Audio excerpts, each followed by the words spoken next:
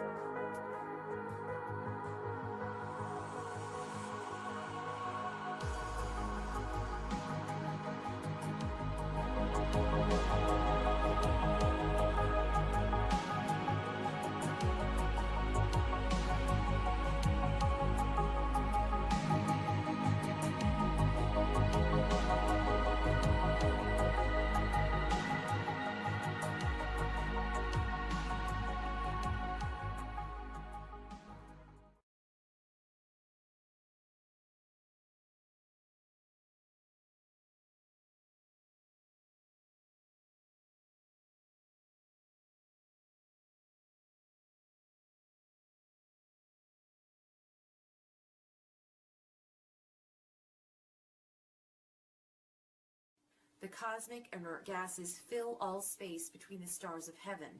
They insulate the states of motion from each other by their balancing zero. They bring all motion into being through the will of the Creator, true to the pattern of desire. They are the source of balancing cosmic rays which interchange between zero and matter.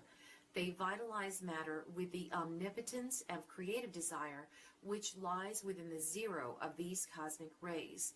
There are 9 cosmic gases, the first and the last being one. Alphanon begins the cycle and ends it. There is no beginning and no ending.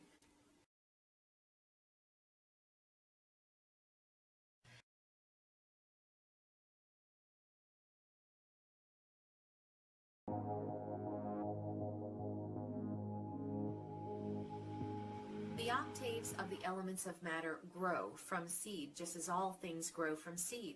From the moment the elements unfold from their seed, they are in a constant state of transition, from the beginning of their cycle to the end. Elements are not fixed, created things. They are pressure conditions of light waves. Those conditions of light pressures are constantly changing from infancy to old age in the elements of matter, just as they are in the animal kingdom. The inert gases are cosmic elements which will not combine with any other elements. They constitute the recording system of this creating universe. They surround the zero from which motion springs and to which it returns.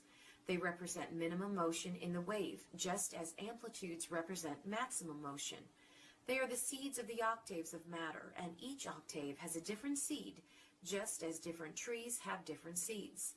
Elements are waves, and waves disappear and reappear. God's recording system does not allow any creating thing to disappear without recording the actions and reactions of its stages of appearance. All states of motion are recorded in the inert gases. In the inert gases are the souls of their bodily manifestations in the universe of motion.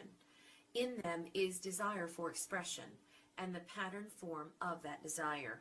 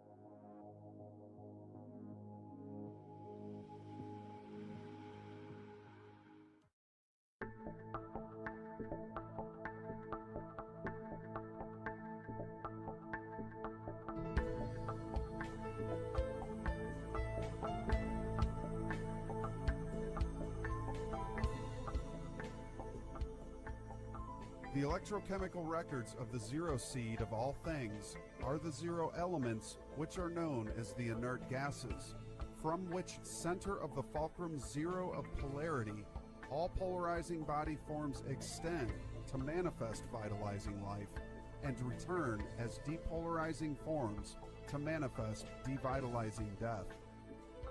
The inert gases are God's recording and repeating system. They record, remember, and repeat all actions and reactions of all things from eternity unto eternity. They broadcast all of creation to all creation, and likewise receive the broadcasts of all creation for rebroadcasting to all creation. The inert gases are zeros in the universal equilibrium. Polarity divides and extends the one light into electric thought wave cycles, which appear from the one still light as moving pairs of moving lights and disappear into that still light for reappearance forever without end. The inert gases are the spiritual elements, which born and reborn the physical elements, and meticulously make spectrum records of their eternities of rebornings. The inert gases center all elements from within to control their unfolding cycles of polarizing, depolarizing form, and balance them from without by two poles of still light to control the refolding of form into their zero seed. The inert gases record purposeful unfoldings and give back to each corpuscle of motion its cell memory of purpose and its instinctive guidance. They likewise give back to awakening consciousness the records of all cycles of soul awakening, which have been written in the soul seeds of all unfolding, refolding body forms.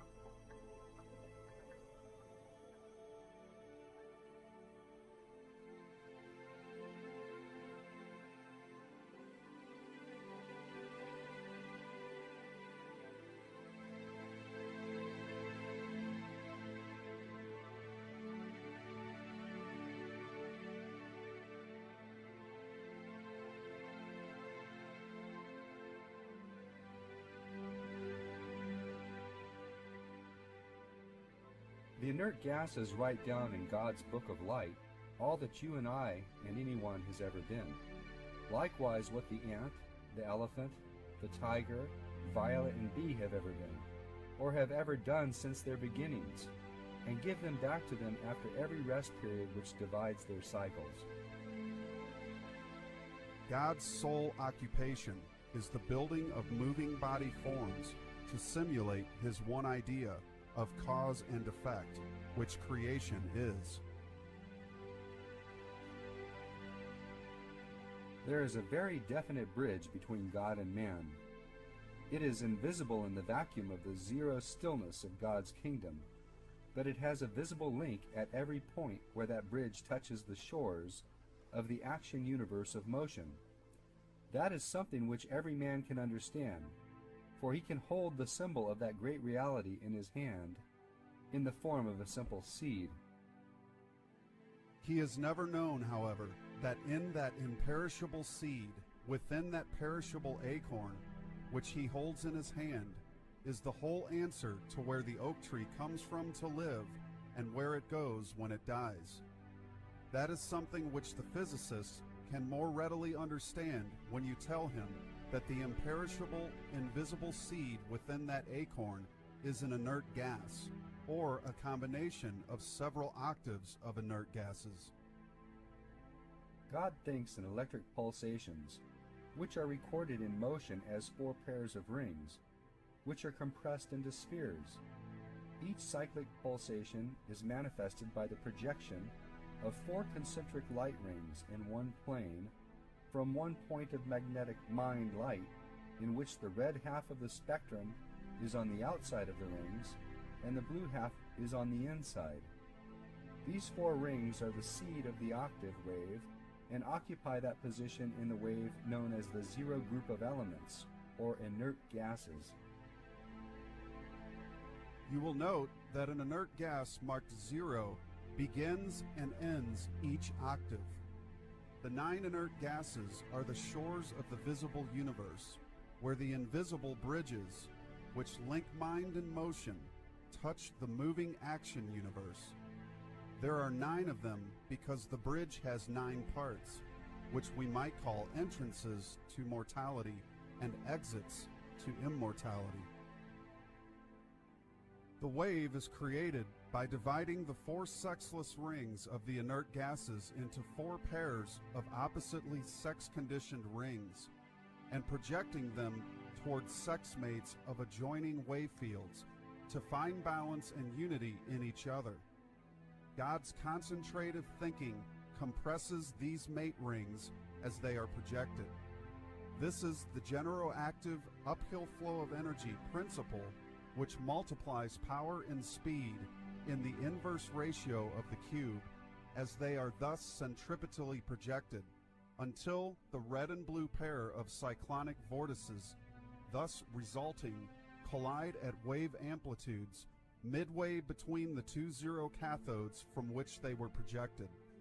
This is the manner in which unbalanced and separated sexed pairs are united into the oneness of the 2 balanced and equal hemispheres of spherical incandescent suns.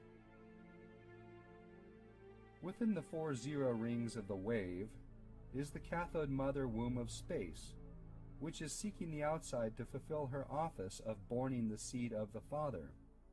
To aid this process, the 4 pairs of projecting rings gradually close up their centering holes as the rings are compressed from their cone bases towards their apices, where the collision of sex mating completes the closing in the incandescent sphere thus formed. Likewise, all chemical elements of the octaves are red and blue lights which are projected from the pure white light of their inert gases, which are their octave seed. They return to their invisible oneness by radioactive emanations, which are pure white incandescent microscopic suns. Man calls them alpha, beta, gamma, or helium rays, as they emanate from tungsten, actinium, radium, or uranium at almost the speed of light. Each of them is the seed for another body of its like kind, as suns are seed for all bodies. There are 9 of these inert gases in nature, as you will see by the 9-stringed harp of the universe. The only difference in their structure is that each consecutive inert gas, from 1 to 9, is smaller than its predecessor, for each octave is a multiplication of its predecessor. The upper diagram, marked AA, represents the creation of an octave of tones, beginning with the inert gas of 4 motionless rings, centered by the stillness of universal energy, to act as cathodes at both ends.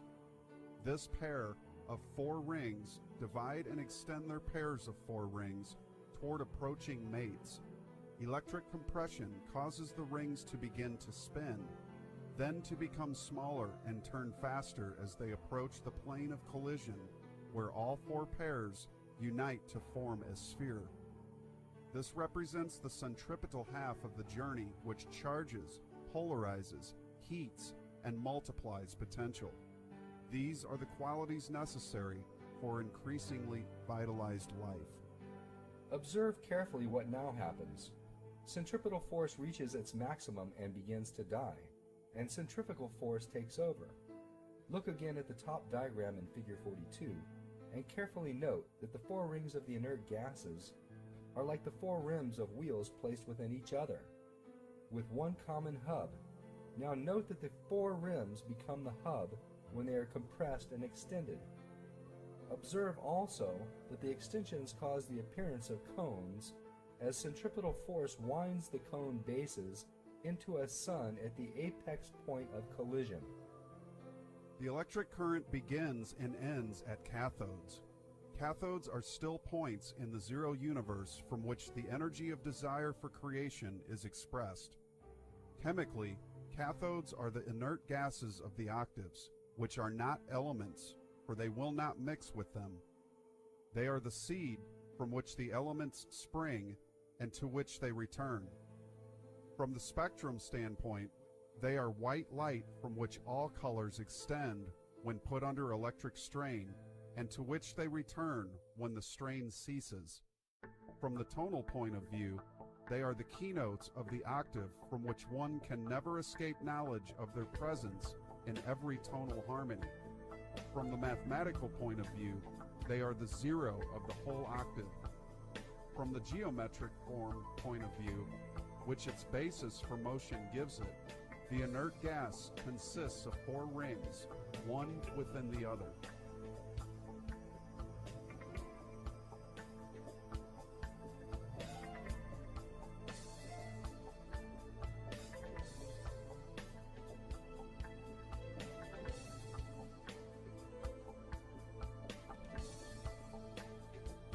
Each octave of the elements grows from its inert gas, just as a tree grows from its seed.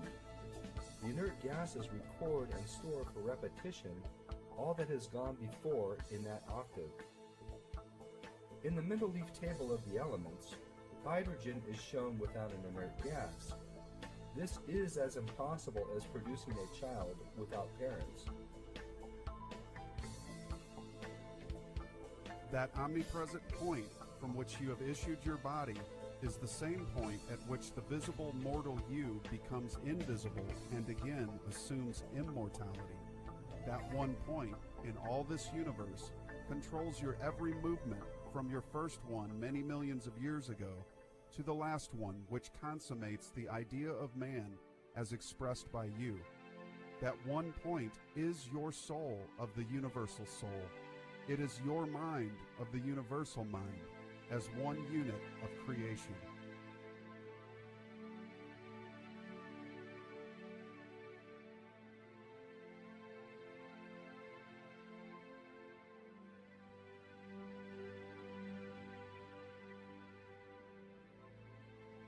You are one with that mind.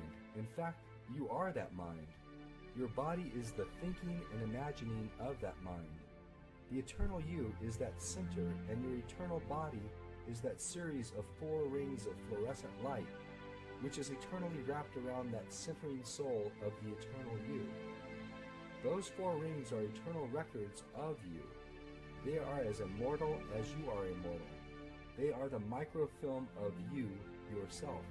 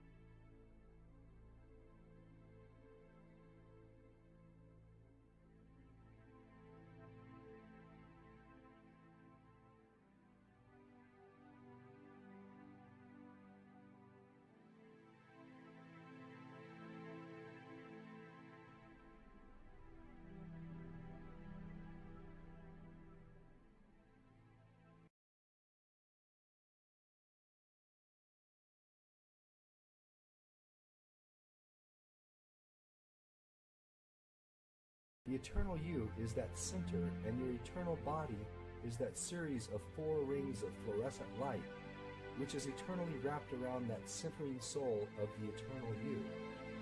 Those 4 rings are eternal records of you. They are as immortal as you are immortal. They are the microfilm of you yourself.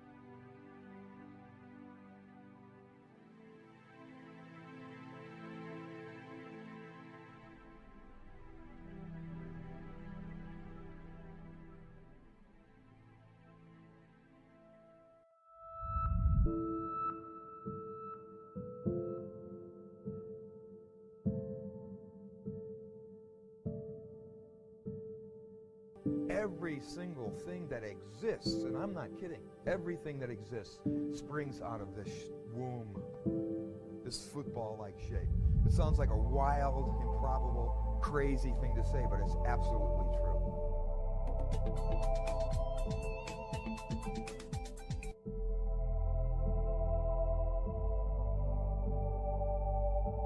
So the Vesica Pisces is considered the womb of the universe. All shapes are born from this duality, this division of the one.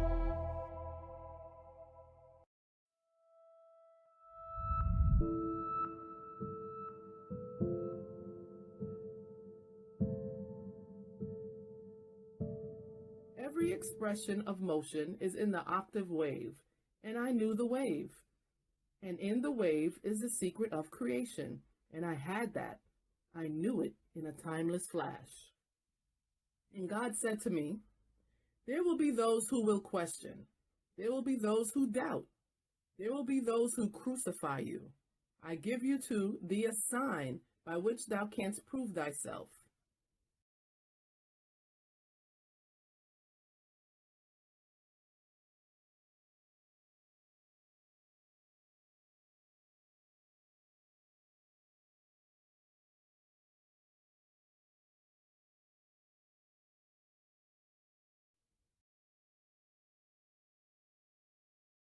The illusion of motion deceives everyone, so that the profound laws have been written by scientists which don't have the slightest foundation of truth in them, much less the very fundamental laws that I could see behind the scenes. When I came back, I bought textbooks to find out the names of that which I knew in space, in the universe, in another way as 0, 1, 2, 3, 4, 0, 4, 3, 2, 1, and back to 0. That is all I needed to know. And the names of those 1, 2, 3, 4, etc. are in textbooks. Lithium, beryllium, boron, carbon, nitrogen, oxygen, fluorine, one series of elements after another. But to me they were always 1, 2, 3, 4, 0. 4, 3, 2, 1, 0 in everything. Whether that was the octave spectrum of color or the octave on the piano.